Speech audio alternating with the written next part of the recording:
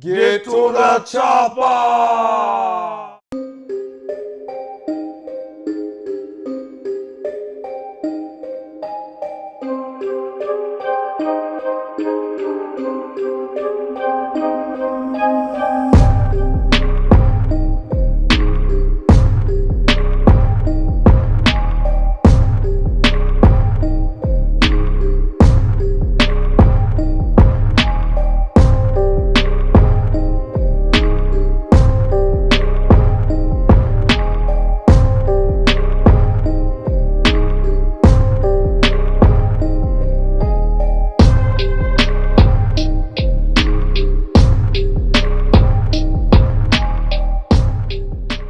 Okay guys, so per usual, you know how we work. We typically go act 1, act 2, act 3, and give our final thoughts and grading for this particular movie. So we're doing it here today. So we want to start off with the opening scene.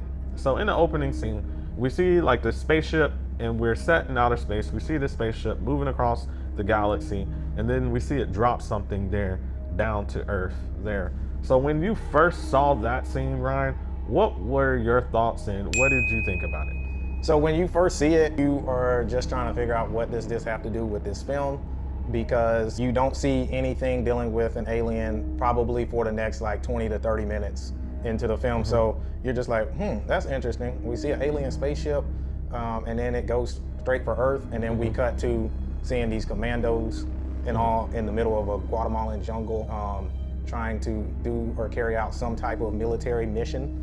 So yeah, so this kind of is interesting because at that particular time, there were a lot of movies that came out then. So in the 80s and things of that nature, Star Wars was very coveted type movie, very popular and things of that nature. It was a coveted franchise. So when we see that, it was kind of reminding me, okay, is this Star Wars or what is this? But then the next scene we get into, we see that the helicopters are arriving in Central America, and we meet our main characters in the movie, particularly Major Dutch, who is played by Arnold Schwarzenegger. And then we also meet with a CIA agent, named Dylan, played by Carl Weathers. Now, Carl has invited Arnold here, or Dutch here, for a mission. He has elicited the capabilities of Arnold Schwarzenegger to come in here and play a role, and they are supposed to go save some hostages, and particularly a government official. And so that's where we are at the beginning of the movie. What were you thinking, Ron, when you saw that interaction and you see Carl Weathers and Arnold Schwarzenegger's characters they do kind of a handshake, but then it turns into a wrestling match? What were your thoughts? You're just like, at this point in the film, you're just like, how many weights are these guys lifting? Because they are ripped. Yeah. But you're trying to figure out what is the importance of Carl Weathers' character, Dylan, and then you also try to figure out who Dutch is as a character, and you know that they both have military backgrounds, and this is some type of military, top secret operation going on, and you know that Arnold's character is some type of special forces soldier, and he's being recruited by CIA agent Dylan to come in here and carry out some operation. So it's interesting because we still want to, connect that alien ship to this situation, and we don't know what that had to do with that. And the film is not focused on that alien sci-fi aspect at that moment in time, which, you're left wondering when is that going to be brought back into the film. So yes, and so next we move into the helicopter ride to their landing spot where they're going to be in the jungle for a very long time. And so during this time, we hear Little Richard's Long Tall Sally song playing, and it's playing loud, and everyone seems to be having a good time, joking around, putting on kind of, face paint and stuff like that. And so we see that, and then we see Jesse Ventura's character turn to Carl Weathers' character Dylan, and he just spits on his shoe.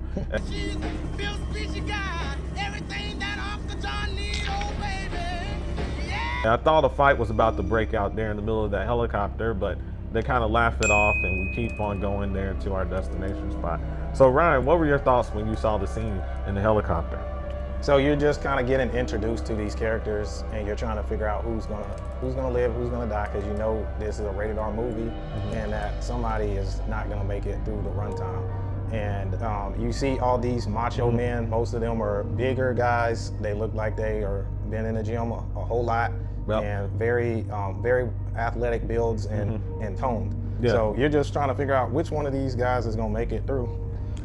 So we see a lot of muscular men here, Carl Weathers and Arnold Schwarzenegger, Jesse Ventura, and then several others, and you're like, whoa, these are some muscular men, and they're going out there to take out the bad guys. But then they finally land, and then they come across a very Omen-like scene, Omen-esque in the sense that it's detailing things to come, where they see a helicopter that has crashed, and they see 3 flayed bodies that are hanging upside down there from trees. So Ryan, what were your thoughts when you saw that scene?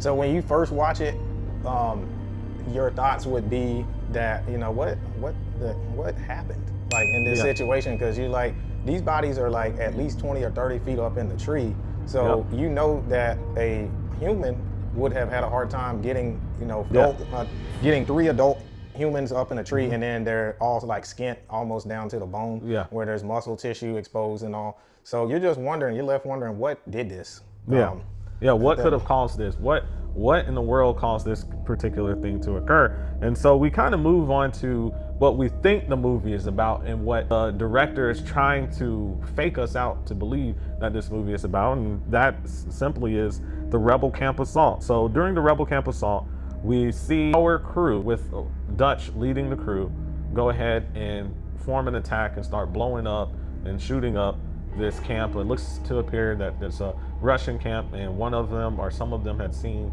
one of them take out a CIA operative that we learned later was a CIA operative, and take him out of the picture. And so they go and do an attack on the camp. Ryan, what were your thoughts about that? So it was nice to see some action in this first act of the film. The movie doesn't, you know, wait until like the second act. It actually gives you some action, and you know, you're seeing all these explosions going on, people getting shot. I think Arnold Schwarzenegger's character, Dutch, he does something to the Jeep where he puts it in drive, and then that is a distraction. That's a distraction he uses that as a distraction to aid him. He throws like some bomb material onto it, and then pushes it down to the camp and blows it up. And so you're just like, what, you know, you're trying to figure out what's going on in this situation, and still left wondering what is or why we saw that alien ship at the beginning of the film, because we don't see anything dealing with an alien at this point. So yeah, exactly. So we do see that, and then this is the key that kind of turns the film into Act 2 and 3. So as Arnold Schwarzenegger's character Dutch and his crew are winning the battle against the Russians here and taking them out, Arnold Schwarzenegger meets up with Dylan, Carl Weathers' character, and asks him a few questions. That leads to Arnold Schwarzenegger realizing that this mission was not about trying to save a government official or some hostages. This mission was a covert operation by the CIA, and that the person that had been taken out earlier was a CIA operative that Dylan knew about. And so Dylan had lied to Arnold Schwarzenegger's character, Dutch, about the reason for the operation. And so we see that there's a little bit of division now between Dutch and Dylan, although they don't fight, but there's definitely some exchange of words there. And then we come across one of the hostages there happens to be a female hostage. I think her name was Anna. And so Anna looks like she has a weapon, a pistol. She looks like she's about to take it out and take out Dutch. But Dutch turns around in time, takes the weapon from her, and they go off into the jungle there to see if they can survive. And then at the turning point of Act 1, we see the vision, the infrared vision, that there's something out there that's not quite human, that can see infrared, and that's watching the whereabouts, the movement of our commando group. So that was very interesting. What did you think about that? So yes, so we see that these commandos are not alone, even though they have defeated the enemy at this moment in time, that there's something out there. You see the infrared vision visuals, and you can tell that they're being watched by something. You also get a scene where one of the characters has a scorpion, I believe, on their chest, and then I want to say it was Mac that came up with a Bowie knife or some hunting knife, and he stabbed the scorpion off of someone, and then he left it. And then there's a scene where we see whatever is watching them out there goes up, and we see that scorpion in that infrared vision, and we get a glimpse of the alien's hand pick up the scorpion and look at it. So exactly. So we do see that, and it shows us that there's something else out there that's stalking. We don't know it's the predator at this time, but we know it's something else. So moving into Act 2, we'll call this the hunt. We see more stalking done by the predator, and our team members start to get picked off one by one. So we'll start off with the first kill, which is Hawkins' death. So while escorting captive Anna, Hawkins is suddenly killed. So basically Anna tries to escape. We see Hawkins chase her down. He's, I believe he tries to grab her, and he has a weapon in his hand. Yep. And then out of the corner of the screen, he's taken out, he's slashed, and then pulled out of the way. Yep. Just by this invisible looking force there that we can kind of see looks somewhat human-like, but not quite. But it's invisible, so it's you can see the outline of the movement, but you see him just being dragged off. The rest of the crew gets there, they start looking around. And so Ryan, what were your thoughts when you saw that kill? So you see a figure approaching Hawkins at one cut of the scene, and then by the time he catches up to Anna, he is eliminated or neutralized by this figure. And the figure is obviously at this point the predator, but we don't know who the predator is and how the predator works. But the predator has that camouflage ability, able to cloak, so he's able to bend light and keep from being seen and be camouflaged. He can be seen, it's just he can't be seen very well. So he's able to use that cloaking device as a camouflage, and he catches up to Hawkins and he takes him out, and then we're left wondering, why did he take out Hawkins and not Anna? Yeah. So we're wondering that. We later find out there's some rules to how the predator operates, but we'll talk about that in a later time. So the next kill scene we see is Blaine's kill scene. So that's the one where we have Jesse Ventura's character, who's out there being big and macho. I think Jesse Ventura at the time was 6'4", 250, big muscular man. He's out there. I don't have time to bleed. I ain't got time to bleed. I'm muscular. And then all of a sudden he's looking around. He's trying to act tough.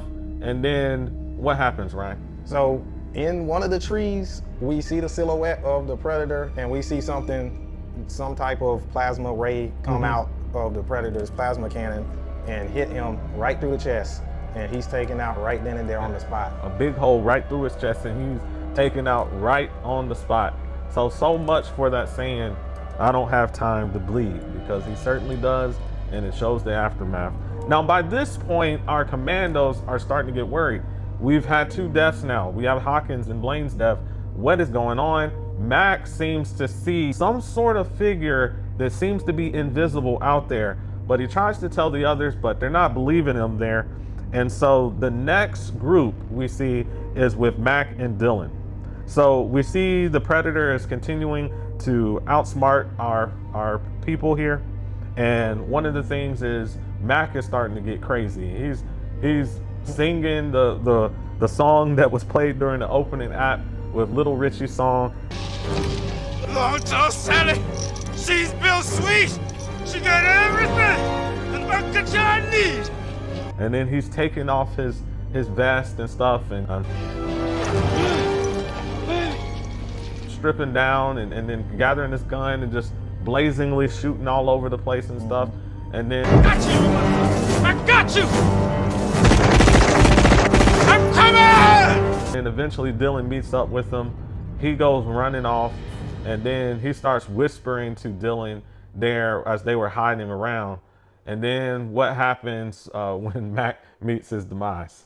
So from my view, I think the predator used, I want to say he used one of our commandos' voices from him listening when he had been listening and just observing the commandos over time. The predator has the ability to take a voice or take audio and put it in a certain area. And I believe what he did was he took that audio from one of the commandos, and I think it might have been, I can't remember which character it was, but he used it to lure Mac to a certain area, and then that's when he eliminated Mac. Yeah. And then we get to the next part of the movie. So yeah, then we get to our next kill with Dylan.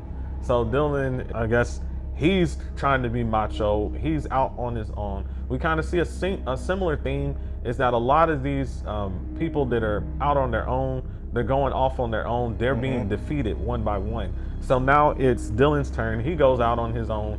And then I believe he actually sees the predator.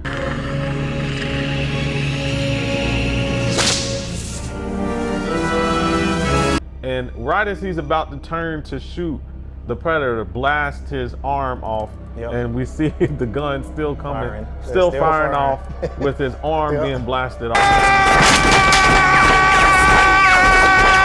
And then he has the other gun in his left arm. He tries to shoot, but then the predator comes chasing him down, and then destroys him, lifts him all the way up, and just rips him apart. So Yeah. Ryan, what were your thoughts about that kill scene? So I believe it was actually Dylan that was lured by the predator using Mac's voice. Anytime.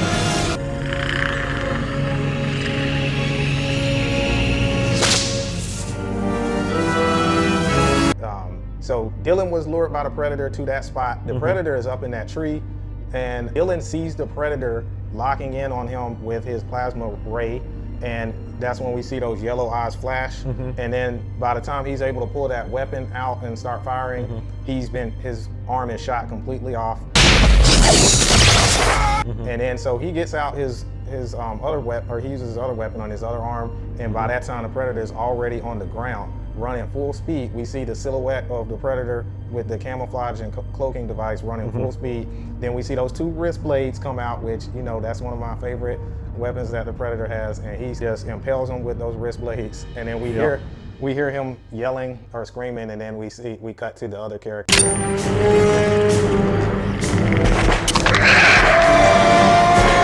In the jungle, the last three. Yeah, the last three. And so from there, we have Billy's last stand, and essentially Billy's kill scene. So Billy is, I believe, our character who may be Native American. He is. I believe so. Yeah. And so we have them. This kind of reminded me because recently this year we also saw Prey, which is another one of the more recent Predator movies.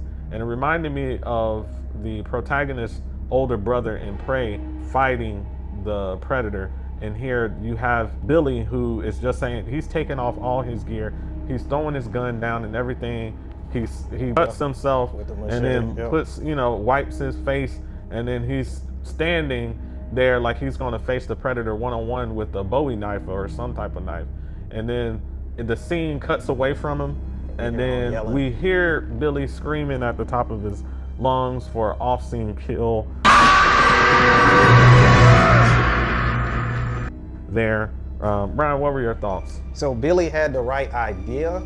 I just think that he should have had a little bit more strategy to his idea, because we'll get to this later on in the film where Dutch's character basically does the same thing, but there's a little bit more strategy to what he's doing. Whereas Billy, he's like basically saying he's gonna stand and face the predator head on. And he's basically saying, "Come and get me now at this moment." It's like it's gonna be what it's gonna be. That's basically what Billy's doing. But yeah, and so Billy's taken out. I do like the fact that we have Native American representation in the film. I do feel like this is a little bit problematic and almost plays into caricatures of what people think Native Americans are like, and I didn't really like that direction the film went. I really felt like they did not do Billy's character a service to Native American representation, because we saw towards the beginning of the film how he was able to sense that there was something wrong, there's something not quite right, we're being stalked. There's something in those trees. And for him to go out in that way and so easily, in very kind of cavalier manner, I felt like was bad writing by the director or whoever was the writer of this particular film. So we'll move on to Act 3, which essentially boils down to Arnold Schwarzenegger's character Dutch's battle with the Predator here. But we do see that at some point the Predator locks onto Arnold's character as well as the other guy that's remaining, and Anna. Now, he doesn't go after Anna, presumably because she doesn't carry with her a weapon, but he does take out the other commando that's near Anna, and that's with Arnold Schwarzenegger's character. And so that is the kill scene, the last kill scene before the battle with Arnold Schwarzenegger.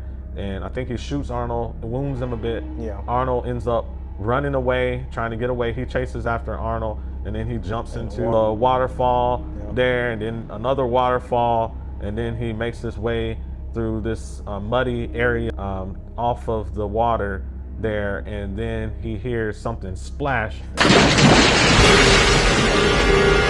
but doesn't see anything. And that signifies that, oh, that splash is the predator, you better watch out. And then the predator gets out of the water. We see something's going wrong with his suit because it has electrical kind of malfunctioning thing, short-circuiting, but he gets out of the water. And the scary sign was when we see the predator look straight in the direction of Arnold, who covered himself with mud when he got out of the water. And it seems like he should be able to see Arnold hiding there underneath the roots of that tree, but for some reason he did not see him. And we find out that he couldn't see him because the mud distracted him or prevented him from his thermal vision from working. And so he goes skipping off elsewhere. So Ryan, what were your thoughts about that? So what I like is that Dutch's character is able to learn during that situation, because when he jumps out the waterfall and he crawls up the waterbed or the riverbed or whatever, he's not doing it on purpose, but he gets covered in the mud from crawling up the riverbed. And then at that point, when the predator comes, he realizes that the predator is looking in his direction, like dead straight in his direction, and he realizes the predator cannot see him. And yes, it's because that mud is blocking that infrared from being emitted from his skin. So him having that mud, he's able to use that later on in the film to his advantage. And we see this theme a few times in some of the other Predator movies, especially like in Prey. We'll get to that when we review that film. But yeah, so we see that it was a very interesting scene. So that's one of the takes. One of the things I felt like they could do a little bit better of, they think the crowd is stupid, because we have Arnold Schwarzenegger say, "Oh, he didn't see me because of the mud." He couldn't see me. Well, that scene didn't need that dialogue did not need to be there. It was purely for the audience there to say, "Hey guys, by the way, in case you didn't realize this, Arnold's covered in mud," and so the predator didn't see him and his thermal vision didn't work. And it assumes the audience is stupid. I don't think if I was writing the script, I would have X'd that out, and they would have had to come across that through reasoning. So the next thing we see is basically our preparation, our preparation for the final battle. What this reminds me of is the Rocky movies, where you have the preparation, you have the long montage for preparation for the battle here. The final battle, in this sense, we see Arnold Schwarzenegger. He's going primitive. He's getting rid of his weapons. He's going to bows and arrows and stuff like that. He's putting branches together to get ready to start a fire. He's putting mud all over himself so he can't be detected. And then at the end, he starts yelling, and then he lights the torch there to start the fire to get a signal to draw in the predator.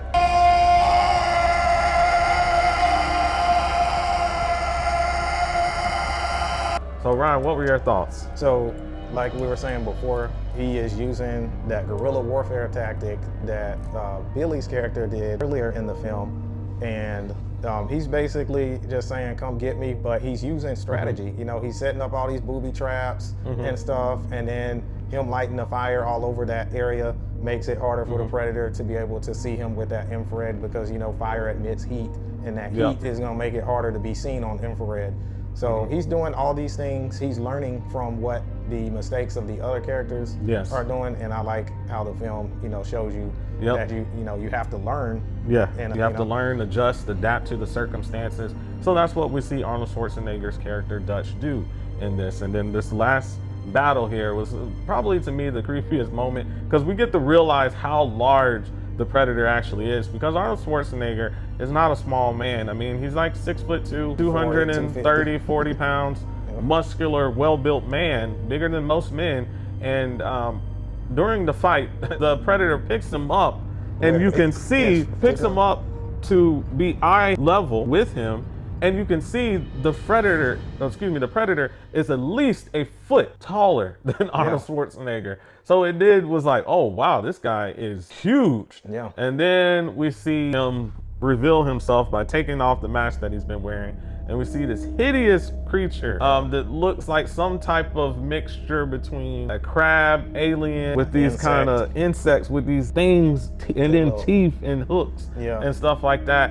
And with dreadlocks and stuff. And it was interesting to see that. And then he takes off all his gear, allows for Arnold Schwarzenegger to go run away, or as he's fighting, they're trying to fight each other. Arnold retreats into this wooded area where there's trees around, and he wants the Predator to come up in there, but the Predator looks, but he just doesn't come up in there. He says, come on, kill me now. And then he do it, and he Come on, kill me, I'm here! Come on, do it now, kill me! does not, because the Predator understands that it's a trap, so he rolls around the trap over to the other side, not knowing that there's a second trap on the back end. Arnold sees that, he kicks the little stick there that causes the big old log to basically squash the Predator there. And then Arnold goes over to the Predator to look at him, and he sees how hideous and ugly this guy is. And then what happens from there? So the Predator is wounded, and he's basically about to die at that moment. And the Predator pulls out his wrist blade, and Arnold sees him typing in something on the wrist blade in some alien language, and you hear this beeping, and you're just like, what is this? And then Arnold is able to deduce that it must be some type of bomb or some type of explosive device. And then we hear the laughter of what character? So, like we were saying before, the Predator is able to steal audio from other people and use it, and we hear the laughter from Billy's character when the Predator is setting off the wrist blade bomb, and we just hear this like maniacal laughing, and it's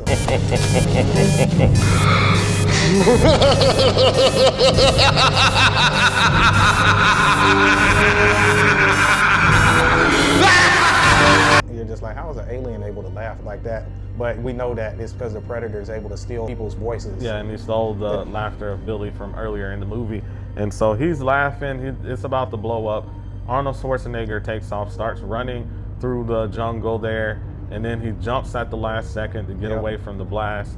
And then in our next scene, we see Arnold Schwarzenegger being loaded onto a helicopter by army people or so. And he's been saved, and then it shows them Anna as well, and it shows them flying off, and that's pretty much the movie there. So Ryan, how would you grade this movie from a Fright Brothers grading scale, and give your reasons too? Okay, so considering the timing of the film, that this movie was released in 1987, the Predator creature design was probably one of the greatest creature designs that we've seen of all time. Just the sheer pop culture icon that the Predator is. You can go ask anybody on the street, they will tell you who the Predator is, or they know or have seen pictures or some type of footage of the Predator. But considering all that, and that what this movie had to work with, and how it played on making us think it was one movie and then pulling the rug from underneath us throughout the film, I would have to give this film a growl, because this movie spawned a whole franchise. Now the later movies I'm not so big on, but this first original movie, this was probably one of the best action / horror / sci-fi movies that I have ever seen. And it has set the tone for a lot of these other movies. And we see a lot of these newer Predators and even other alien movies use a lot of references and try to take elements from this film in order to, make them seem like they're good films. So they steal a lot of the elements from the other films or from this film. So I'm going with a growl. This is a really good movie. So what about you? No, for me, there were some good positive things. I think this was genre improvement here as far as the other films that we've seen and that were around during the 80s were films of just a bunch of machismo type men just shooting up things and beating people up. And so this was a twist on that. We have the alien coming into the jungle. We see that instead of being more technologically advanced, that we actually want to go back to be more primal and instinctive. And that's actually what allows the predator to be taken out by Arnold Schwarzenegger's character. And so I love those things about the film, but there were some questionable things in the writing of the script, where we have the Native American character Billy and how his character met his demise there, which I didn't really like, and I felt like it was not really good writing there and representative of Native Americans. I also did not like how the writer and director seemed to think that the audience was stupid by saying the quiet things out loud so that we would recognize it, when we would have already recognized it even if they didn't say it out loud, like, oh, it must be because I'm mud, he can't see me. Yeah. We didn't need that in the film. So for this, I would say I would have to give it a growl. If growl was kind of on a continuum, this would be a growl minus for me for those things that I mentioned there.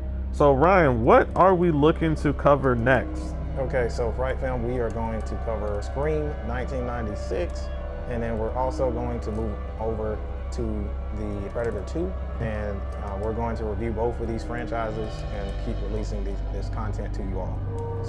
So we would like to know, what were your thoughts about this movie, Predator 1987? Comment below, let us know your thoughts. And remember, Fright Fam, be watchful!